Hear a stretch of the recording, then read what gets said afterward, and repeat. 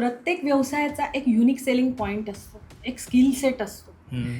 मला अमुक एका सलूनमध्ये जाऊनच हेअरकट घ्यायचं आहे किंवा मी ह्याच डेंटिस्टकडे जाऊन माझ्या दाताची ट्रीटमेंट घेते. हं. मी हे बुटीक बदलू शकत नाही. हे हं. एक गुडविल असतं.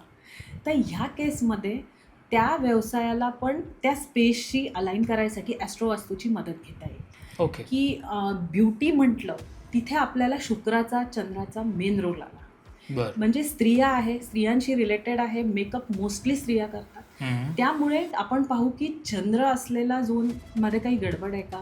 बरं. तिने जो गाळा घेतला आहे की म्हणजे ब्युटी पार्लरसाठी जागा घेतली आहे, तिथे काय आहे? त्याच्यानंतर ती कुठल्या ब्रँडचं ब्रँडिंग करते आहे का? ते कुठे लावायचं?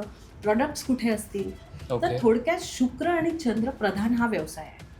त्याच्यानंतर ते सलोन असेल, ते हेअर ट्रीटमेंट्स आणि कटिंगसाठी फेमस असेल.